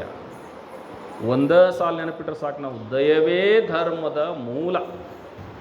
ಅರ್ಥ ಮಾಡ್ಕೋಬೇಕು. ಯಾವ ಧರ್ಮನೂ ಶ್ರೇಷ್ಠ ಅಲ್ಲ, ಯಾವ ಧರ್ಮನೂ ಕನಿಷ್ಠ ಅಲ್ಲ, ಎಲ್ಲ ಧರ್ಮಗಳು ಒಂದೇ. ಆದರೆ ನಾವಿವತ್ತು ನಮ್ಮ ಅಜ್ಞಾನದಿಂದ ನಮ್ಮ ಎದೆಯೊಳಗೆ ದ್ವೇಷದ ಬೆಂಕಿಯನ್ನು ಹಚ್ಚಿಕೊಂಡು ಸಾಧಿಸ್ತಾ ಹೋಗ್ತಾ ಇದ್ದೀವಿ. ಕೊಲೆ, ಸುಲಿಗೆ, ಹಿಂಸಾಚಾರಗಳು ನಡೀತಾನೇ ಇದ್ದಾವೆ. ಇನ್ನೂ ದುರಂತ ಅಂದರೆ ಅನಕ್ಷರಸ್ಥರಕ್ಕಿಂತ ಅಕ್ಷರಸ್ಥರು ಹೆಚ್ಚೆಚ್ಚಿಗೆ ಯಾರ್ಯಾರು ಡಿಗ್ರಿ ಪಡ್ಕೊಂಡಾರ ಅವ್ರ ಹತ್ರ ಜಾತಿ, ಮತ, ಪಂಥ, ದ್ವೇಷ ಜಾಸ್ತಿ ಆಗ್ತಿದ್ದಾವೆ. ಇದು ನಮ್ಮ ದೇಶದ ದುರಂತ. ಹೆಚ್ಚೆಚ್ಚು ಓದೋರು ತಲೆಯಾಗನ ಈ ಭ್ರಮೆಗಳದಾವಂದ್ರೆ ಮತ್ತೆ ಯಾರು ತಿದ್ದಬೇಕು, ಯಾರು ಸರಿ ಮಾಡಬೇಕು? ಹೌದಾ? ಅದಕ್ಕೆ ಒಂದು ಕಡೆ ಹೇಳ್ತಾರಲ್ರಿ, ಒಲೆ ಹತ್ತಿ ಉರಿದಡೆ ನಿಲ್ಲಬಹುದಲ್ಲದೆ ದರೆ ಹತ್ತಿ ಉರಿದಡೆ ನಿಲ್ಲಲೂಬಾರದು. ಏನಾಗ್ತದೆ? ಒಲಿ ಹತ್ತಿ ಉರಿದ್ರೆ ಹೆಂಗಾರ ಮಾಡಿ ಅದನ್ನು ಆರಿಸ್ಬೋದು, ಇಡೀ ಭೂಮಿನ ಹತ್ತಿ ಉರಿದ್ರೆ ಯಾರು ಅದನ್ನು? ಬೇಲಿನ ಎದ್ದು ಹೊಲ ಮೇಯ್ತಂದ್ರೆ ಅದನ್ನು ಯಾರು ರಕ್ಷಣೆ ಮಾಡೋರು? ಬೆಳೆನ ತಾಯಿ ಹಾಲ ವಿಷ ಆತಂದ್ರೆ ಆ ಮಗುವಿನ ಕಾಪಾಡೋರು ಯಾರು? ಅದಕ್ಕೆ ಹಾಲು ಕುಡಿಸೋರು ಯಾರು? ಯಾಕೆ ಈ ಮಾತು ಹೇಳ್ತಾ ಇದ್ದೀನಿ ಅಂದರೆ, ತಾಯಿಯ ಸ್ಥಾನದಲ್ಲಿರ್ತಕ್ಕಂಥ ದೊಡ್ಡವರು ಅಂತ ನಾವೇನಂತೀವಿ, ಯಾರು ದೊಡ್ಡ ದೊಡ್ಡ ಮಠಾಧೀಶರಾಗಿರಬಹುದು, ದೊಡ್ಡ ದೊಡ್ಡ ಸ್ಥಾನದಲ್ಲಿದ್ದವರು ಆಗಿರ್ಬೋದು, ದೊಡ್ಡ ದೊಡ್ಡ ವಿದ್ಯಾವಂತರಾಗಿರ್ಬೋದು, ಇವರ ಜಾತಿ ಬೀಜ ಬಿತ್ತುವಂತ ಹೋದ್ರು ಅಂದ್ರೆ ಇನ್ನು ಯಾರು ಸುಧಾರಣೆ ಮಾಡೋರು ಸಮಾಜ? ಭಾಳ ಖೇದ ಅನಿಸ್ತದ. ಒಂದು ಅರ್ಥ ಮಾಡ್ಕೋಬೇಕು, ಲಿಂಗಾಯತ ಅನ್ನುವಂಥದ್ದು ಇದು ಯಾವುದೇ ಒಂದು ಜಾತಿ ಅಲ್ಲ, ಇದು ಒಂದು ಧರ್ಮ. ಉಳಿದ ಧರ್ಮಕ್ಕೂ ಇದಕ್ಕೂ ಏನು ವ್ಯತ್ಯಾಸ ಇದೆ ಅನ್ನೋದು ನಾವು ಮೊದಲು ತಿಳ್ಕೊಬೇಕ್ರಿ. ಈ ಶರಣ ಧರ್ಮ, ಈ ಬಸವ ಧರ್ಮ, ಈ ಲಿಂಗಾಯತ ಧರ್ಮ ಎಲ್ಲ ಒಂದೇ. ಇದನ್ನ ಯಾವ ಬೇರೆ ಧರ್ಮದವರು ಟೀಕೆ ಮಾಡ್ಲಿಕ್ಕೆ ಸಾಧ್ಯ ಇಲ್ಲ. ಯಾಕಂದ್ರೆ ಎಲ್ಲ ಧರ್ಮಗಳ ಸಾರ ಇದರೊಳಗಿದೆ. ಆ ಜಿಸ್ಟ್ ಏನಿದೆ ಅಲ್ಲ ಇದರೊಳಗಿದೆ. ಯಾರನ್ನು ದ್ವೇಷ ಮಾಡ್ರಿ ಅಂತಿದ್ದು ಹೇಳಂಗಿಲ್ಲ, ಯಾರನ್ನು ಟೀಕೆ ಮಾಡ್ರಿ ಅಂತ ಹೇಳಂಗಿಲ್ಲ. ಎಲ್ಲರೂ ನಮ್ಮವರಪ್ಪ. ಲಿಂಗವನ್ನು ಆಯತ ಮಾಡಿಕೊಂಡವ ಲಿಂಗಾಯತ. ಯಾವ ಜಾತಿ ಗೀತಿ ನೋ, ಯಾವುದು ಸಂಬಂಧ ಇಲ್ಲ ಇಲ್ಲಿ. ಯಾವ ಧರ್ಮ ಹೇಳ್ತದ್ರಿ ಹಿಂಗೆ? ಇವನಾರವ ಇವನಾರವ ಇವನಾರವ ಎನ್ನದಿರಯ್ಯ, ಇವ ನಮ್ಮವ ಇವ ನಮ್ಮವ ಇವ ನಮ್ಮವ. ಎಲ್ಲರೂ ನಮ್ಮವರೇ, ಎಲ್ಲರೂ ನಮ್ಮವರೇ. ನೋಡಿ, ಧರ್ಮ ಅನ್ನುವಂಥ ಪದದ ಅರ್ಥನೇ ಬಿದ್ದವರನ್ನ ಎಬ್ಬಿಸುವುದಂತೆ. ಧರ್ಮ ಅನ್ನುವಂಥ ಪದದ ಅರ್ಥನೇ ಶೋಷಣೆಗೊಳಗಾದವರನ್ನ ಉದ್ಧರಿಸುವುದಂತೆ. ಧರ್ಮ ಅನ್ನುವಂಥ ಪದದ ಅರ್ಥನ ಇಡೀ ಸಮಾಜವನ್ನು ಉದ್ಧರಿಸುವಂಥದ್ದು, ಒಳಿತನ್ನ ಬಯಸುವಂಥದ್ದು. ಬೀಸುವುದು ಗಾಳಿಯ ಧರ್ಮ, ಹರಿಯುವುದು ನೀರಿನ ಧರ್ಮ. ಅಂದ್ರೆ ಧರ್ಮ ಅನ್ನುವುದು ಸಹಜವಾದದ್ದು. ಸಹಜವಾಗಿರುವಂಥ ಧರ್ಮವನ್ನ ನಾವಿವತ್ತ ಅದನ್ನ ಹದಗೆಡಿಸಿಬಿಟ್ಟು ಅದು ಧರ್ಮ ಅನ್ನೋದನ್ನ ಅದು ಗೊತ್ತಾಗಲಾರಂಗೆ ಮಾಡಿಬಿಟ್ಟಿವಿ. ಅದು ಆಗಬಾರದು. ಅದಕ್ಕೆ ಈ ಶರಣ ಧರ್ಮ ಹೆಂಗದ, ಬಹಳ ಅದ್ಭುತವಾದಂತಹ ಧರ್ಮ. ಈ ಲಿಂಗಾಯತ ಧರ್ಮ ಎಂಥದ್ದದ, ಅದರಲ್ಲಿ ಎಂಥ ತತ್ವಗಳದಾವ, ಎಂಥ ಆಚರಣೆಗಳದಾವ, ಅದನ್ನು ನಾವು ಸರಿಯಾಗಿ ಅರ್ಥ ಮಾಡ್ಕೋಬೇಕಾಗ್ತದೆ. ಅವುಗಳನ್ನು ಪಾಲಿಸಬೇಕಾಗ್ತದೆ. ದಿನನಿತ್ಯ ಅವುಗಳನ್ನು ನಾವು ಆಚರಣೆ ಮಾಡಿಕೊಂಡು ಹೋಗಿ ಬರೇ ವಿಚಾರ ಮಾಡಬಾರ್ದ್ರಿ. ಬರೇ ವಿಚಾರ ಮಾಡಿದ್ರೆ ಏನು ಪ್ರಯೋಜನ ಇಲ್ಲ, ಯಾವ ಫಲವನ್ನು ಕೊಡೋದಿಲ್ಲ. ವಿಚಾರ ಮಾಡೋದ್ರ ಜೊತೆಗೆ ಅವುಗಳನ್ನು ಆಚಾರ ಮೈಗೂಡಿಸ್ಕೊಳ್ಬೇಕಾಗ್ತದೆ. ಹಂಗೆ ಮೈಗೂಡಿಸಿಕೊಂಡಾಗ ಮಾತ್ರ ನಮ್ಮ ಬದುಕನ್ನು ಸಾರ್ಥಕಪಡಿಸ್ಕೊಳ್ಳಿಕ್ಕೆ ಸಾಧ್ಯ ಆಗ್ತದೆ. ಮನೆಯೊಳಗೆ ಪೂಜೆಯನ್ನು ಮಾಡಿಕೊಳ್ಳುವಂಥ ಸಂದರ್ಭದಲ್ಲಿ ಮನೆಯಲ್ಲಿರೋ ಮಕ್ಕಳನ್ನು ಕರೆದು ಕೂಡಿಸ್ರಿ. ಅವ್ರು ಪೂಜೆ ಮಾಡ್ಕೊಳ್ಳಿ ಬಿಡಲಿ, ಅಟ್ಲೀಸ್ಟ್ ನೀವು ಹೇಳುವಂಥ ವಚನಗಳಾದ್ರೆ ಅವ್ರ ಕಿವಿಗೆ ಬೀಳ್ತಾವಲ್ಲ. ಈಗ ಸಣ್ಣ ಇದ್ದಾಗ ಬಿದ್ದು 4-6 ವರ್ಷದಿದ್ದಾಗ ಇನ್ನೊಂದು 4 ವರ್ಷಕ್ಕಾರ ಅವರಿಗೆ ಹಿಂಗೆ ನಮ್ಮವ್ವ ನಮ್ಮಪ್ಪ ನಮ್ಮ ಅಜ್ಜಿ ಹಿಂಗೆ ಮಾಡ್ತಿದ್ಲಿ ಹಿಂಗಂದ್ರೆ ಏನಂತ ಒಂದಿಟ್ಟು ಆಲೋಚನೆ ಮಾಡ್ತಾವಲ್ಲ ಆ ಮಕ್ಕಳು. ಆ ಸಂಸ್ಕಾರ ಅವರಿಗೆ ಅರಿವಿಲ್ಲದಂತೆ ಮೂಡ್ತದದು. ಬೇಕಾದ್ರೆ ನೋಡ್ರಿ, ವಿಭೂತಿ ಹಚ್ಕೊಂಡು ಹೋಗ್ರಿ, ವಿಭೂತಿ ಹಚ್ಕೊಳ್ಳಾರ ಹೋಗ್ರಿ, ಯಾರ ಮುಖ ಲಕ್ಷಣ ಕಾಣ್ತದೆ. ವಿಭೂತಿ ಹಚ್ಕೊಂಡು ಹೋದವ್ರು ಕೂಡ ಜಗಳಾಡಕ್ಕೂ ಹಿಂಜರಿತಾರೆ. ಯಾಕಂದ್ರೆ ಆ ಮುಖದಾಗ ಅಷ್ಟು ಲಕ್ಷಣ ಇರ್ತೈತಿ, ಏನೋ ಒಂದು ರೀತಿ ಅಟ್ರಾಕ್ಷನ್ ಇರ್ತದಲ್ಲಿ. ಅಂಥದ್ದು ವಿಭೂತಿ. ಶರಣರು ಅಂಥದ್ದು ಕರುಣಿಸಿದ್ರು, ಅಂಥ ಇಷ್ಟಲಿಂಗವನ್ನು ಕರುಣಿಸಿದರು. ಯಾಕಂದ್ರೆ ಯಾರನ್ನ ದ್ವೇಷಿಸುವಂಥದ್ದಿಲ್ಲ ಈ ಧರ್ಮದಲ್ಲಿ, ಎಲ್ಲರನ್ನೂ ಪ್ರೀತಿಸುವಂಥದ್ದು, ಎಲ್ಲರನ್ನೂ ಅಪ್ಪಿಕೊಳ್ಳುವಂಥದ್ದು, ಎಲ್ಲರನ್ನೂ ಒಪ್ಪಿಕೊಳ್ಳುವಂಥದ್ದು. ಹೀಗಾಗಿ ಧರ್ಮ ಅಂತಂದರೆ ದಯೆಯೇ ಹೊರತು ಮತ್ತೇನೂ ಇಲ್ಲ, ಕರುಣೆ ಹೊರತು ಮತ್ತೇನು ಇಲ್ಲ, ಪ್ರೀತಿಯೇ ಹೊರತು ಮತ್ತೇನು ಇಲ್ಲ. ಈ ದಯೆ, ಪ್ರೀತಿ, ಕರುಣೆ ಇದೇ ಧರ್ಮದ ತಳಹದಿ. ಇದು ಶರಣ ಧರ್ಮ, ಇದು ಲಿಂಗಾಯತ ಧರ್ಮ, ಇದು ಬಸವ ಧರ್ಮ. ಇಂಥ ಧರ್ಮವನ್ನು ನಾವು ಗಟ್ಟಿಯಾಗಿ ಒಪ್ಪಿಕೊಳ್ಳಲಿಲ್ಲ ಅಂದರೆ, ಇದನ್ನು ಒಪ್ಪಿಕೊಳ್ಳಲಿಲ್ಲ ಅಂದ್ರೆ ಮತ್ತೆ ಯಾವ ಧರ್ಮವನ್ನು ಒಪ್ಪಿಕೊಳ್ಳಲಿಕ್ಕೆ ಸಾಧ್ಯದರಿ? ನಾವು ಯಾವ ಧರ್ಮವನ್ನು ಟೀಕೆ ಮಾಡೋದು ಬೇಡ. ಎಲ್ಲರೂ ನಮ್ಮವರೇ, ಎಲ್ಲರೂ ನಮ್ಮವರೇ, ಒಳಿತನ್ನೇ ಬಯಸೋಣ ಎಲ್ಲರಿಗೂ. ಅದಕ್ಕೆ ಹೇಳ್ತಾರಲ್ರಿ, ಮಾವಿನ ಮರಕ್ಕೆ ಒಂದು ಕಲ್ಲು ಒಗೆದ್ರೆ ಅದು ನಮಗೆ 2 ಹಣ್ಣು ಕೊಡ್ತದಂತ. ಯಾರೋ ಒಬ್ಬರು ಕೇಳಿದ್ರಂತ ಬಂದು, ಏನು ನಿನ್ನ ಕಲ್ಲು ಹೋದ್ರೆ ನೀ ಹಣ್ಣು ಕೊಡ್ತೀಯಲ್ಲ, ಅದು ಹೆಂಗೆ? ಇಲ್ಲ, ನನ್ನ ತಾಯಿ ನನಗೆ ಅದನ್ನೇ ಕಲಿಸ್ಯಾಳ. ಏನು ಕಲಿಸ್ಯಾಳ ಅಂದ್ರೆ, ನೋಡಪ್ಪ, ಮನುಷ್ಯರ ಹಳೆ ಚಾಳೆ ಐತೆ ಹಂಗೆ ಕಲ್ಲು ಹೊಡೆಯೋದು, ನೀನೇನು ಚಿಂತೆ ಮಾಡಬೇಡ, ನೀನು ಅವ್ರಿಗೆ ಹಣ್ಣ ಕೊಡು, ಒಳ್ಳೆಯದನ್ನು ಬಯಸು. ಯಾಕೆ? ಒಂದು ಮರದಿಂದ ನಾವು ಕಲಿಯುವಂಥದ್ದು ಬಹಳ ಇದೆ, ಒಂದು ಪ್ರಾಣಿಯಿಂದ ಕಲಿಯುವಂಥದ್ದು ಬಹಳ ಇದೆ, ಒಂದು ಪಕ್ಷಿಯಿಂದ ಕಲಿಯುವಂಥದ್ದು ಬಹಳ ಇದೆ. ಹೇಳಿಲ್ವ ಶರಣರು, ಕಾಗೆಯೊಂದಗಳು ಕಂಡರೆ ಕರೆಯದೆ ತನ್ನ ಕುಲವನ್ನೆಲ್ಲವನು. ಆದರೆ ಮನುಷ್ಯರ ಹಳೆ ಚಾಳೆಗಳು ಹೆಂಗದಾವ? ಎಲ್ಲರನ್ನೂ ದ್ವೇಷ ಮಾಡೋದು, ಟೀಕೆ ಮಾಡೋದು, ಮತ್ತೊಬ್ಬರದೇ ಮಾತಾಡೋದು, ಅದೆಲ್ಲ ಆಗಬಾರ್ದು. ಮೊದಲ ನಮ್ಮ ಅಂತರಂಗ ಬಹಿರಂಗವನ್ನು ಶುದ್ಧಿ ಮಾಡ್ಕೋಬೇಕಾಗ್ತದೆ. ಬಹಿರಂಗ ಶುದ್ಧಿ ಇದ್ರೆ ಸಾಲದು, ಅಂತರಂಗವು ಶುದ್ಧಿ ಆಗಬೇಕಾಗ್ತದೆ ಶರಣ ಬಂಧುಗಳೇ. ಅದಕ್ಕೆ ಶರಣರು 7 ಸೂತ್ರಗಳನ್ನು ಕೊಟ್ಟರಲ್ಲ. ಕಳಬೇಡ, ಕೊಲಬೇಡ, ಹುಸಿಯ ನುಡಿಯಲು ಬೇಡ, ಅನ್ಯರಿಗೆ ಅಸಹ್ಯ ಪಡಬೇಡ, ತನ್ನ ಬಣ್ಣಿಸಬೇಡ, ಇದಿರು ಹಳಿಯಲು ಬೇಡ. ಎಂಥ ಅದ್ಭುತವಾದಂಥ ಶಬ್ದಗಳು ರೀ. ಈ ಬರೀ ಇದು ಒಂದು ವಚನ ನಾವು ಅಳವಡಿಸ್ಕೊಂಡು ಬಿಟ್ರೆ ನೋಡಿ, ಗಮನವಿಟ್ಟು ಕೇಳಿ, ಕೇವಲ ಈ ವಚನಗಳು ಕೇವಲ ಕರ್ನಾಟಕಕ್ಕೆ ಅಟ್ಟ ಸಂಬಂಧ ಅಲ್ಲ, ಕನ್ನಡ ಭಾಷೆಗೆ ಅಟ್ಟ ಸಂಬಂಧ ಅಲ್ಲ, ಬರೀ ಭಾರತಕ್ಕೆ ಅಟ್ಟ ಸಂಬಂಧ ಅಲ್ಲ. ನೆಮ್ಮದಿ ಅನ್ನೋದು ಎಲ್ಲರಿಗೂ ಬೇಕು. ನಮ್ಮ ಶರಣ ಧರ್ಮ, ಬಸವ ಧರ್ಮ, ನಮ್ಮ ಶರಣರು ಹಾಕಿಕೊಟ್ಟಂಥ ಮಾರ್ಗ ಎಂಥದ್ದಂತಂದ್ರೆ ವಸುಧೈವ ಕುಟುಂಬಕಂ ಅಂತ ಹೇಳ್ತೀವಿ ನಾವು. ವಿಶ್ವಮಾನವ ಸಂದೇಶ ಅಂತ ಹೇಳ್ತೀವಲ್ಲ, ಅಂತ ವಿಶ್ವಮಾನವ ತತ್ವವನ್ನು ಕೊಟ್ಟರು ಶರಣರು. ನೋಡಿ, ಈಗೇನು ಯುದ್ಧಗಳು ನಡೀತಿದ್ದಾವಲ್ಲ, ಹೋದ ವರ್ಷ ನಡೆದವಲ್ಲ, ರಷ್ಯಾ ಉಕ್ರೇನ್ ಇವೆಲ್ಲ ಯುದ್ಧ. ಒಂದು ವೇಳೆ ಇವರಿಗೆ ಈ ಬಸವಣ್ಣನವರ ತತ್ವಗಳನ್ನು ಬೋಧನೆ ಮಾಡಿದರೆ ಬಹುಶಃ ಯುದ್ಧಗಳು ಆಗ್ತಿರ್ಲಿಲ್ವೇನೋ. ಹೌದು, ಯಾಕಂದ್ರೆ ಆ ಶರಣರ ತತ್ವಗಳಲ್ಲಿ ಅಂಥ ಶಕ್ತಿ ಇದೆ, ಅಂಥ ತಾಕತ್ತಿದೆ. ಅವುಗಳನ್ನು ಅಳವಡಿಸಿಕೊಂಡ್ರೆ, ಅವುಗಳನ್ನು ಅರ್ಥ ಮಾಡಿಕೊಂಡ್ರೆ, ಅವರೊಳಗೆ ಅವ್ರಿಗೆ ಗೊತ್ತಿಲ್ಲಾರ್ದಂಗೆ ಪ್ರೀತಿ ಬೆಳೀತದ, ಸ್ನೇಹ ಬೆಳೀತದ, ಸೋದರತ್ವ ಬೆಳೀತದ, ನಮ್ಮವರು ಅನ್ನುವಂಥ ಒಂದು ಅರಿವು ಮೂಡ್ತದ. ಆ ಅರಿವು ಇಲ್ಲಾರ್ದಕ್ಕನ ಅಜ್ಞಾನ ಇರುವುದರಿಂದನ ಈ ಜಗಳ, ಜೂಟ, ಹೊಡೆದಾಟ, ಬಡದಾಟ, ದ್ವೇಷ, ಅಸೂಯೆಗೆ ಕಾರಣ ಆಗ್ತದೆ ವಿನಃ ಮತ್ತೇನೂ ಇಲ್ಲ. ಅದಕ್ಕಾಗಿ ಈ ನೆಮ್ಮದಿ ಅನ್ನೋದು ನಮಗಷ್ಟ ಅಲ್ರಿ, ಇಡೀ ಜಗತ್ತಿಗೆ ಬೇಕಾಗ್ತದೆ ನೆಮ್ಮದಿ. ಕಳ್ಳತನ ಮಾಡಬೇಡ, ಸುಳ್ಳು ಹೇಳಬೇಡ, ಮೋಸ ಮಾಡಬೇಡ, ವಂಚನೆ ಮಾಡಬೇಡ, ಇದು ನಮಗಷ್ಟೇ ಸಾಕೇನು? ಇಡೀ ಜಗತ್ತಿಗೆ ಅನ್ವಯಿಸ್ತದ. ಶರಣ ಅನ್ನುವಂಥ ಪದ ಕೇವಲ ನಮಗಷ್ಟ ಅಲ್ಲ, ಕನ್ನಡಕ್ಕಷ್ಟೇ ಅಲ್ಲ, ಇದು ಜಗತ್ತಿಗೆ ಅನ್ವಯಿಸುವಂಥ ಪದ. ಅಂಥ ವಿಶಿಷ್ಟವಾದಂಥ ಶರಣರ ತತ್ವಗಳು, ವಚನಗಳನ್ನು ನಮಗೆ ಕೊಟ್ಟು ಹೋಗಿದ್ದಾರೆ ಶರಣ ಬಂಧುಗಳೇ.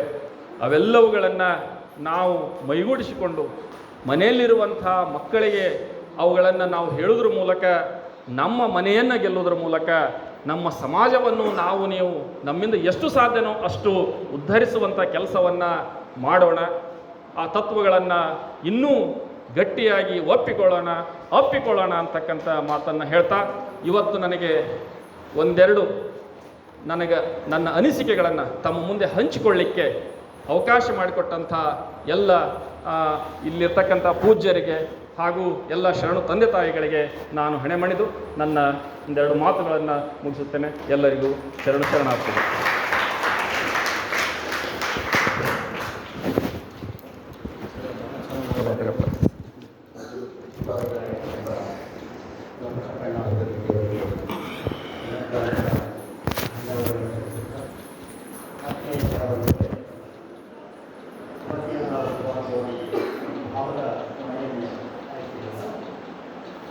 ಇದನ್ನೇ ನಮ್ಮ ಪೂಜ್ಯ ಡಾಕ್ಟರ್ ಮಹಾತ್ಮಾಚಾರ್ಯವರು ನಮ್ಮ ಸರ್ಕಾರಿ ಕಾರ್ಯಕ್ರಮವಾಗಿ ಪ್ರಾರಂಭ ಮಾಡಿದ್ದು ಆ ವರ್ಷಕ್ರಿಯವರೆಗೂ ಈ ಒಂದು ಕಾರ್ಯವನ್ನು ಮಾಡ್ತಾನೆ ಇದ್ದರು.